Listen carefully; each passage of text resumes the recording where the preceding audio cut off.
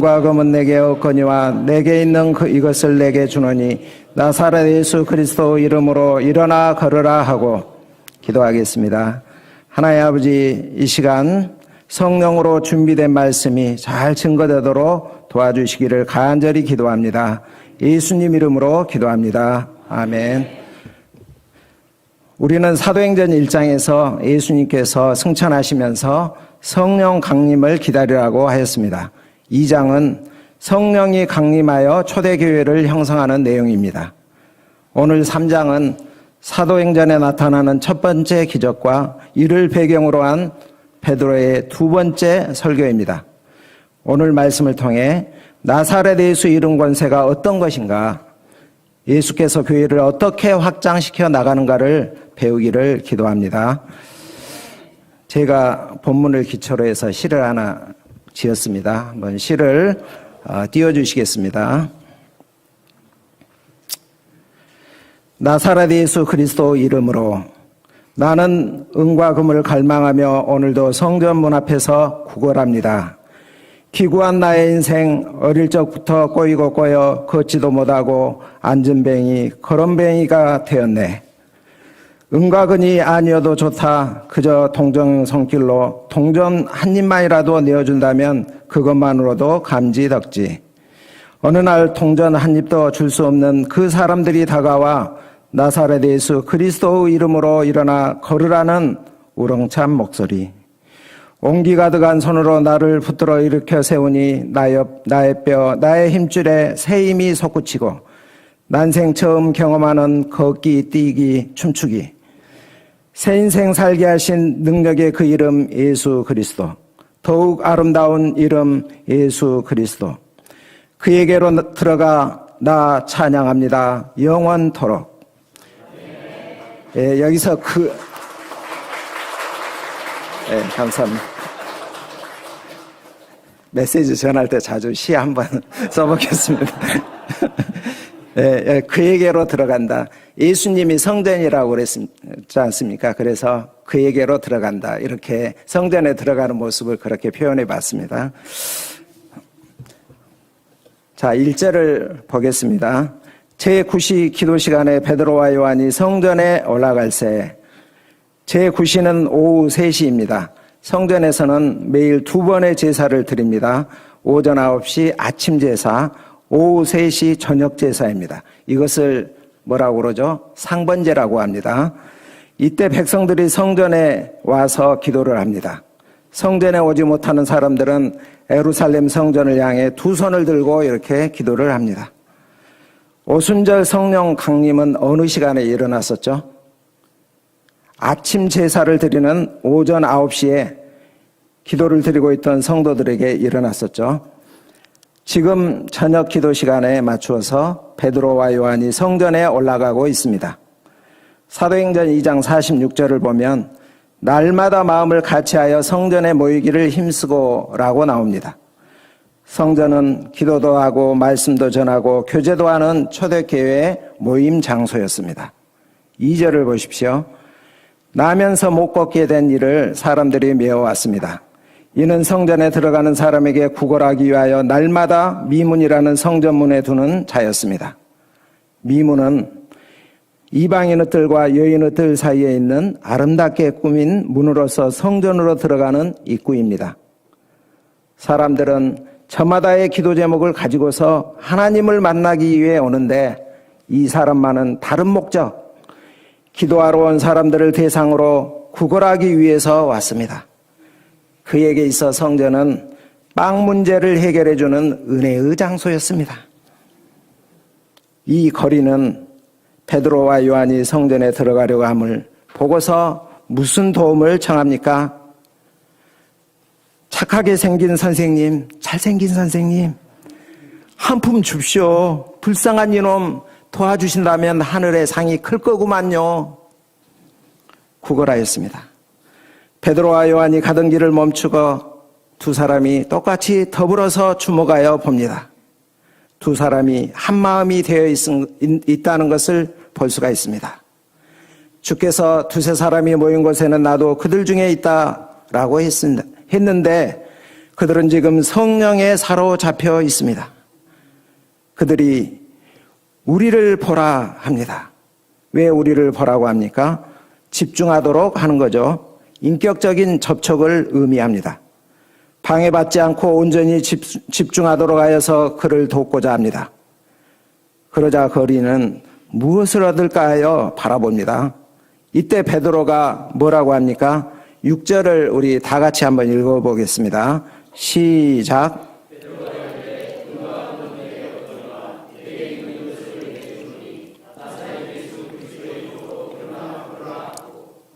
베드로는 은과 금은 내게 없다. 왜 이 말을 하는 걸까요? 줄 통전이 없다 라든지 미안하네 다음에 줌세 하면 될 것을 굳이 왜 이런 말을 할까요? 누구 약 올리는 것도 아니고 말입니다. 은과 금은 보통 사람이 구경할 수 없는 보물입니다. 은과 금을 주는 사람 없죠. 고작해야 동전 몇 푼 줄 뿐입니다. 뒤에 이어지는 말을 통해서 그 이유를 우리가 알 수가 있습니다. 내게 있는 이것을 주노니 나사렛 예수 그리스도의 이름으로. 은과 금은 단번에 이 사람의 팔자를 고쳐줄 수 있는 보물입니다. 하지만 그것보다도 더 귀한 보물을 내가 가지고 있다. 그것은 바로 나사렛 예수 그리스도의 이름이다. 그것을 내가 너에게 주겠다. 이 말입니다. 베드로가 선포합니다. 은과 금은 내게 없거니와 내게 있는 이것을 내게 주노니 나사렛 예수 이름으로 일어나 걸으라. 그러고서 생각할 틈도 주지 않고 오른손을 잡아서 일으킵니다. 말씀의 능력이 나타나도록 도전했어요. 그럴 때 어떤 일이 벌어집니까? 발과 발목에 큰 힘이 생기고 뛰어서서 걷습니다. 개구리처럼 펄짝펄짝 뛰었습니다. 다람쥐처럼 이리저리 걸었습니다. 이게 웬일이야? 내가 걷네, 뛰네. 춤을 추면서 야호! 선생님들 고맙습니다. 신이 나서 그들과 함께 성전으로 들어갑니다. 안진뱅이가 성전에 들어갈 수 있나요? 못 들어갑니다. 장애가 있으면 부정하다 하여 들어갈 수가 없습니다. 그는 나이가 40여 세라고 사장에 나오는데 나면서 안진병이었기에 평생 성전에 들어가지 못했을 것입니다. 동양을 위해서 성전에 왔던 그가 이제는 성전으로 들어가고 있어요. 성전으로 들어갈 이유가 생겼어요. 난생 처음 성전에 들어갈 때 그 감회가 어떠했겠습니까? 그는 성전에 들어가면서 걷기도 하고 뛰기도 하며 하나님을 찬송합니다. 그의 변화에 대한 사람들의 반응이 어떠합니까? 9절 10절입니다. 다 같이 한번 읽어보겠습니다. 시작.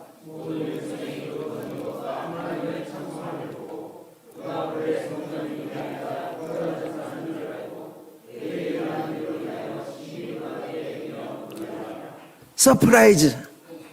세상에 이런 일이. 그렇다면 이 놀라운 일이 어떻게 일어난 걸까요? 예수 그리스도의 이름 검세로 이루어진 것입니다.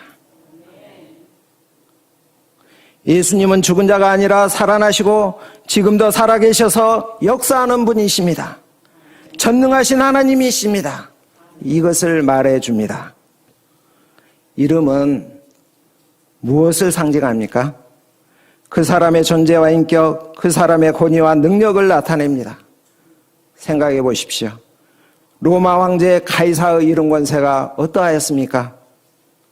누가복음 2장에서 가이사가 천하로 다 호적하라 영을 내렸을 때 요셉도 만삭이 된 마리아를 데리고 베들레헴으로 가야만 했지 않습니까? 이처럼 가이사의 이름은 대단한 권세입니다. 모든 사람이 거기에 굴복했어요. 그의 명령이 그대로 이루어졌어요. 그렇다면 예수의 이름 권세는 어느 정도일까요? 빌립보서 2장 9절에서 11절은 이렇게 말합니다. 이러므로 하나님이 그를 지극히 높여 모든 이름 위에 뛰어난 이름을 주사 하늘에 있는 자들과 땅에 있는 자들과 땅 아래에 있는 자들로 모든 무릎을 예수의 이름에 꿇게 하시고 모든 입으로 예수 그리스도를 주라 시인하여 하나님 아버지께 영광을 돌리게 하셨느니라. 예수 이름 앞에 세계의 세계, 하늘과 땅 아래인 지옥에서 모두 무릎을 꿇어야 합니다. 모든 혀가 그가 만유의 주라 고백하여 하나님 아버지께 영광을 돌리게 하십니다. 죽은 권세를 깨뜨리고 부활하시고 승천하시고 하나님 보좌 우편에 앉으신 살아계신 예수님은 하늘과 땅의 모든 권세를 가지셨습니다. 그가 하고 싶은 것은 무엇이나 할 수가 있어요. 전적으로 그분의 의지에 달려 있습니다. 이런 예수님께서 마태복음 28장 18절에서 20절까지 뭐라고 하셨습니까? 하늘과 땅의 모든 권세를 가졌으니 그러므로 너희는 가라 하셨고 볼지어다 내가 세상 끝날까지 너희와 항상 함께 있으리라 했습니다. 이것이 무엇을 의미합니까? 예수님의 그의 이름은 능력과 권세로 우리와 세상 끝날까지 항상 함께 하시며 우리를 통해 그 능력과 권세를 나타내겠다는 것이 아닙니까? 예수 이름 권세를 누구에게 주었습니까? 사도들에게만 주었습니까? 아닙니다. 예수 이름을 믿어 구원받은 모든 성도들에게 주셨습니다. 예수님은 우리에게 약속하셨습니다. 지금까지는 너희가 내 이름으로 아무것도 구하지 아니하였으나 구하라. 그리하면 받으리니 너희 기쁨이 충만하리라. 예수님은 새 언약의 기도에서 그의 이름을 사용할 권리를 우리에게 주셨습니다. 그 응답을 통해 예수님은 우리에게 기쁨이 충만해지기를 원하십니다. 여러분은 나사렛 예수 이름을 가지고 있습니까? 그 이름을 얼마나 잘 사용하고 있나요? 찰스 스펄전 목사님은 한 여인을 신방하였습니다. 그 여인은 못 먹어서 영양실조와 병에 걸려서 누워서 죽어가고 있었습니다. 스펄전 목사는 우연히 그녀의 방에 걸린 액자를 보고서 깜짝 놀랐습니다. 그것을 가리키며 이거 어디서 났냐고 이렇게 물어보았습니다. 그녀는 10년 전 어느 부잣집에서 받은 것이라고 했습니다. 거기서 반세기 동안 가정부로 일했는데 집주인이 죽으면서 자기에게 준 것이라고 했습니다. 그녀는 글을 몰라서 뭔 내용인지 모르지만 아무튼 귀중한 것이라고 여겨서 액자로 이렇게 만들어서 보관했다고 했습니다. 그러자 스펄전 목사는 한숨을 쉬면서 이것은 그 주인이 당신에게 유산을 상속하겠다는 유서입니다. 왜 지금까지 이걸 모르고 있었나요? 탄식했습니다. 여인은 너무 늦어 이것을 사용해 보지도 못하고 생을 마감했습니다. 몇 년 전에 그 신문에 나왔죠. 일본에서 이런 일이 있었습니다. 어떤 노인이 고독사로 죽었는데 사인은 영양실조였습니다. 공무원이 유품을 정리하다가 그 노인의 통장을 발견했는데 거기에 수억 원이 들어있었습니다. 노인은 치매에 걸려 자기 통장에 돈이 있는 줄도 모르고 굶어 죽었던 것입니다. 우리 그리스도인들을 한번 생각해 봅시다. 우리는 그 무엇보다도 비교할 수 없는 보배로운 이름 예수 그리스도 이름을 가지고 있습니다. 그런데 영적 치매에 걸려 그것을 가지고 있는 줄도 모르고 더군다나 그걸 사용해 보지도 못하고 빈궁한 삶을 살다가 겨우 하늘나라에 간다면 얼마나 안타깝겠습니까? 얼마나 억울하겠습니까?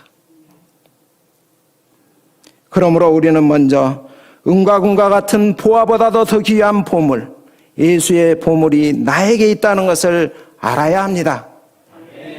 그리고 그 이름이 얼마나 귀하고 부유하고 능력이 있는가를 알아야 합니다.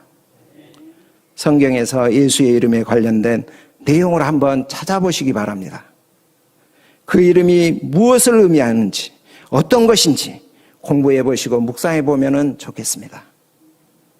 더 나아가 예수 이름을 적극적으로 사용하기를 바랍니다. 사도들이 예수 이름 권세를 얼마나 적극적으로 사용했는지를 알기를 바랍니다. 그러면 우리의 삶이 변화가 되어 풍성해져요. 능력 있게 돼요. 단지 지식으로만 한다면 그는 지적 그리스도인에 머뭅니다. 그러나 그것을 사용하면 능력 있는 그리스도인이 됩니다. 아멘. 저는 이 말씀을 묵상하면서 놀라운 영적 비밀을 발견했습니다. 앞으로는 예수 이름 권세를 적극적으로 사용해야 되겠다. 내 입술에서 예수라는 이름을 자주 불러야겠다 생각했습니다. 예수의 이름은 놀라운 이름입니다.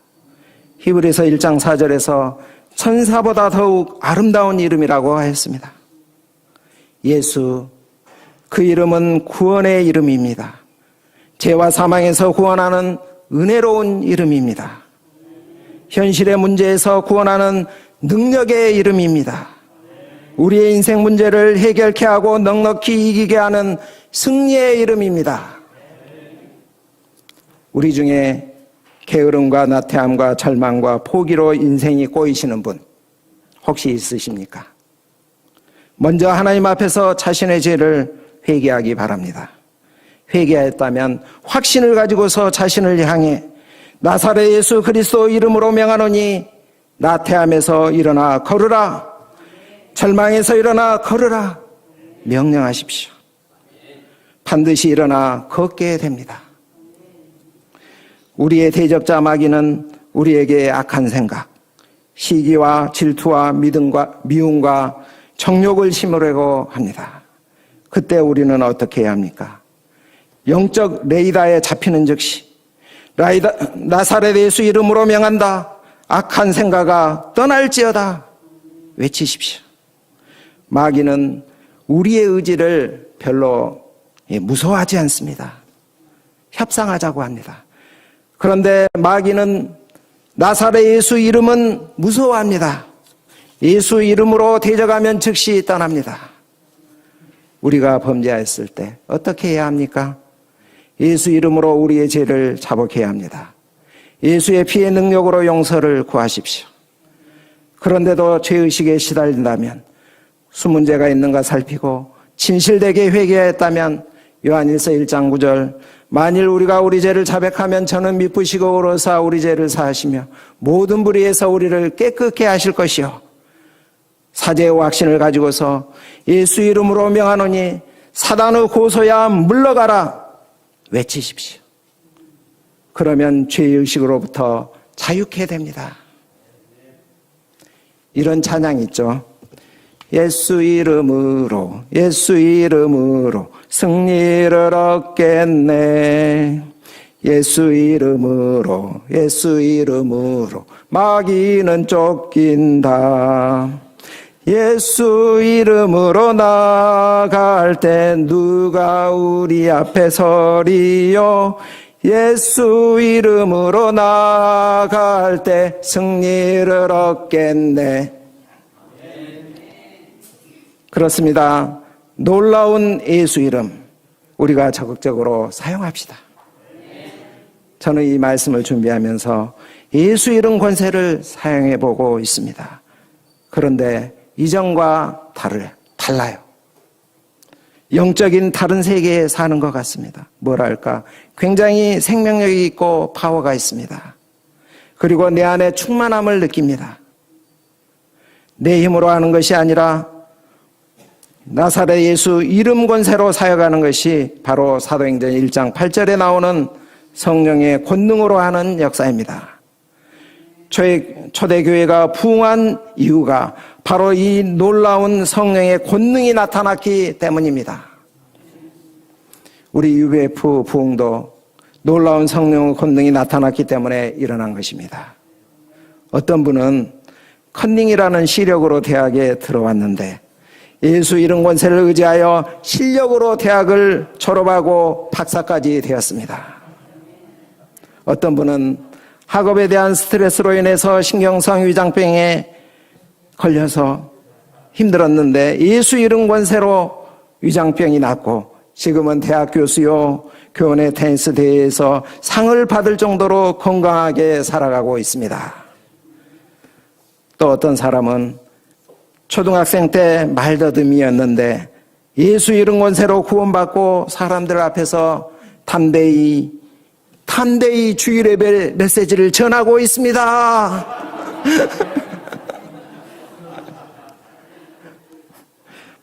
11절을 보십시오. 나은 사람이 베드로와 요한을 붙잡았습니다. 은혜를 받았기 때문에 떠나지 않고 계속 따라다닙니다.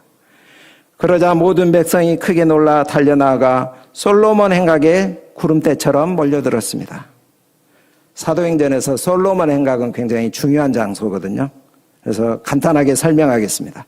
솔로몬 행각은 성전의 동편에 있는 행각으로서 지붕과 기둥만 있고 벽이 없는 주랑입니다. 여기 보면은 헤롯 성전이 나오죠. 헤롯 성전은 기존의 성전을 확장하여 지었는데 이 남쪽과 북쪽 그리고 서쪽은 확장했지만 동쪽은 확장하지 못했는데 그 이유가 기드론 골짜기가 그쪽에 있어가지고 확장하지 못했습니다. 그래서 확장하지 못한 그곳을 유대인들은 굉장히 좋아하고 또 전통 있는 곳이라고 여깁니다.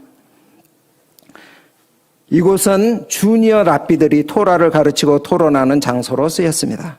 그 옛날 예수님께서 12살 되었을 때 성전에 가셨을 때 이곳에서 랍비들과 이렇게 질문하기도 하고 토론도 했던 그런 장소입니다. 또 예수님께서 사역하던 시기에는 이곳에 성전에 왔을 때는 주니어 랍비로서 이곳에서 말씀을 가르치셨습니다. 사도들도 익숙한 장소입니다.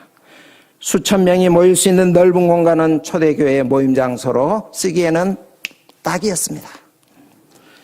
많은 백성들이 솔로몬 행각에 모이자 베드로는 사도행전의 두 번째 설교를 시작합니다. 이스라엘 사람들아, 이 일을 왜 놀랍게 여기느냐? 우리 개인의 권능과 경건으로 이 사람을 걷게 한 것처럼 왜 우리를 주목하느냐? 제자들이 자기들이 이 일을 한 것이 아니라는 것이죠. 안진뱅이를 일으킨 손은 베드로의 손이지만 그 권능은 그리스도의 손이라는 그리스도의 권능이라는 것입니다.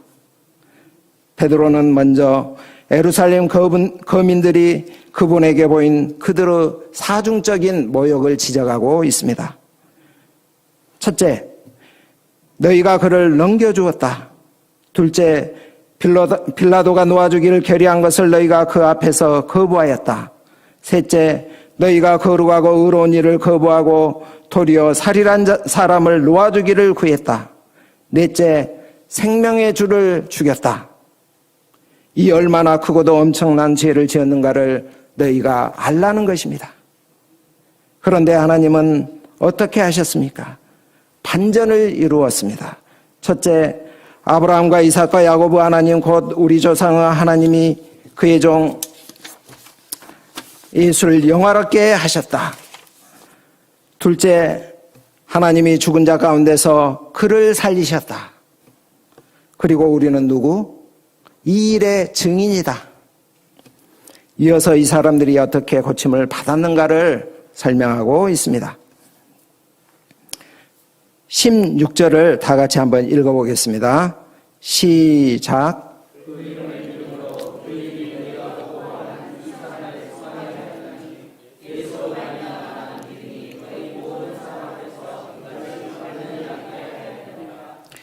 예수님의 이름을 믿는 그 믿음이 낫게 하였다는 것입니다. 예수님의 이름을 믿으면 변화를 체험합니다. 도덕적, 인격적, 영적으로 바로 설 수가 있습니다. 그분의 이름은 그분의 이름을 믿는 사람을 완전히 낫게 할 만큼 강력합니다. 자, 이 말을 듣고 있는 사람들의 마음이 어떠했을 것 같습니까? 이 놀라운 일을 행하신 예수 그리스도를 우리가 거부했구나. 생명의 주를 죽였구나. 이건 용서받을 수 없겠구나. 이런 생각하지 않을까요? 이런 그들에게 베드로가 뭐라고 합니까? 형제들아 너희가 알지 못하여서 그리하였으며 너희 관리들도 그리한 줄 아노라. 죄에 대한 유대인들의 사고는 두 가지 죄에 대한 생각이 유형의 죄가 있다고 생각했습니다. 첫 번째는 용서받을 수 있는 죄, 두 번째는 용서받지 못하는 죄가 있습니다. 그들이 알지 못하고 지은 죄에 대해서는 용서받을 수 있다고 생각했습니다. 그러나 고의로 이렇게 한 죄에 대해서는 용서받을 수 없다라고 이렇게 생각을 했습니다. 그래서 베드로는 이것을 기초로 그들이 지은 죄가 엄청나고 악독한 죄이지만 모르고 지은 죄이기에 돌이켜 얘기하며 얼마든지 용서받을 수 있다고 알려줍니다.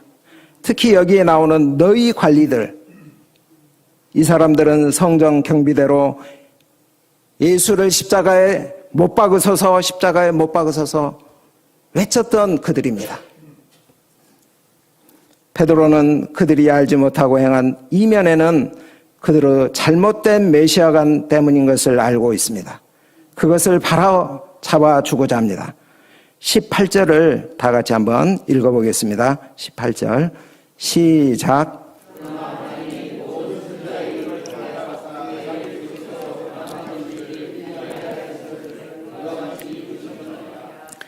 당시 유대인들은 메시아가 이 땅에 올 때 영화로운 모습으로 영광 중에 올 것이라고 생각했습니다. 그리스도의 초림과 재림을 하나로 이렇게 보았죠. 이사야 53장 말씀처럼 고난의 종으로 온다는 것은 그들은 이해에 불과했습니다. 제자들조차도 오해를 했었죠. 베드로는 예수님이 승천한 이후에야 비로소 그리스도 강림이 초림과 재림으로 나뉘는 것을 깨달아 알았습니다. 모든 선지자들의 입을 통해서 말하는 바는 그리스도가 초림할 때는 고난받는 종으로 온다는 것입니다. 예수 그리스도께서 십자가에 달려 죽으심으로 그 예언이 이루어졌다는 것입니다.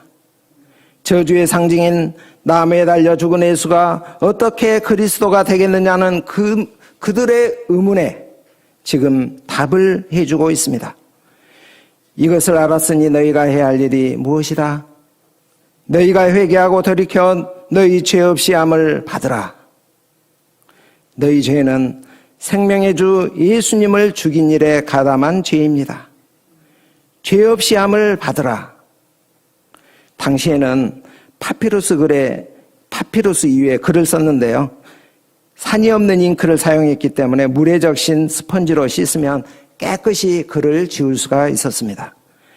이처럼 하나님께서 우리 죄를 용서하실 때 그분은 우리의 명부에서 죄의 목록을 깨끗이 씻어 버리십니다. 지금 그들이 해야 할 일은 마음을 바꾸고 하나님께 돌아가는 일입니다. 그렇게 할 때 무슨 일이 일어나나요? 새롭게 되는 날이 주 앞으로부터 이릅니다. 고린도후서 5장 17절은 말합니다. 그런즉 누구든지 그리스도 안에 있으면 새로운 피조물이라. 이전 것은 지나갔으니 보라 새 것이 되었도다. 또한 무엇을 약속합니까? 20절 또 주께서 너희를 위하여 예정하신 그리스도 곧 예수를 보내시리니 거듭난 그리스도인에게 예수님께서 오셔서 항상 그와 함께 하십니다. 21절 하나님이 영원 전부터 거룩한 선지자들의 입을 통해서 말씀하신 바 만물을 회복하실 때까지는 하늘이 마땅히 그를 받아두리라. 하나님은 예수님의 입을 통해 말씀하셨는데 하나님은 선지자들의 입을 통해 말씀하셨는데 만물을 새롭게 하시는 그때까지 예수님은 하늘에 계셔야 한다는 것입니다. 그리고 때가 되면 반드시 예수님은 세상에 다시 오십니다. 베드로는 유대인들에게 그리스도의 초림과 재림이 각각 있으며 그 중심에 예수 그리스도가 있음을 알립니다. 22절에서 25절은 유대인들이 존경하는 모세, 사무엘, 아브라함의 증언을 통해서 예수를 증거하고 있습니다. 모세는 너희 형제 가운데 나 같은 선지자를 세울 것이다 이렇게 했습니다. 예수님은 유대인으로 태어났습니다. 모세와 유사한 사역을 하셨는데 자기 백성을 이끌고 출세상시키시며 최종 목적지인 영적 가나안, 즉 천국으로 인도하십니다. 사무엘 선지자는 다윗 왕가에서 영원히 다스리는 왕이 오실 것이라 예언했습니다. 아브라함은 하나님으로부터 땅 위의 모든 족속이 너의 씨로 말미암아 복을 받으리라 약속을 받았습니다. 너희 씨가 바로 예수님입니다. 예수님은 모든 민족의 복의 근원이십니다. 26절에서 베드로는 이렇게 설교를 마무리합니다. 하나님이 그 종을 세워 복 주시려고 너희에게 먼저 보내사 너희로 하여금 돌이켜 각각 그 악함을 버리게 하였느니라. 예수님은 고난의 종으로 이 땅에 오셨습니다. 그분은 우리에게 복을 주시기 원하십니다. 유대인들에게 먼저 보냄을 받았습니다. 돌이켜 각각 그 악함을 버리게 하십니다. 여기서 각각이라고 하였습니다. 각 개인이 회개하여 악함을 버리고 예수님께로 돌아와야 한다는 것이죠. 그러면 나사렛 예수 그리스도의 이름의 능력으로 구원을 받습니다. 결론입니다. 예수의 이름은 놀라운 이름입니다. 그분의 이름 권세가 나면서 안지맹이 된 거린을 치유하고 온전케 하였습니다. 우리는 예수 그리스도의 귀한 이름을 소유하고 있습니다. 그 이름이 얼마나 능력 있고 얼마나 부유한지를 알아야 하겠습니다. 사용해야 하겠습니다. 우리의 삶 속에서 체험이 되어야 하겠습니다. 이를 통해 그리스도가 증거되고 교회가 부흥하고 하나님 나라가 확장되기를 기도합니다. 기도하겠습니다. 하나님 아버지 감사합니다. 나사렛 예수 그리스도의 귀한 이름을 우리에게 주심을 감사합니다. 이 예수 이름 권세를 사용하여 우리가 부유한 삶, 풍성한 삶, 생명력 있는 삶을 살게 하옵시기를 간절히 기도합니다. 또한 인생 문제, 현실 문제, 죄 문제로 고통하는 사람에게 예수 이름 권세로 치유와 해방과 구원을 선포하게 하옵소서. 이 일에 우리를 사용하여 주시사 하나님 나라가 이 땅에 임하게 하옵소서. 예수님 이름으로 기도합니다. 아멘.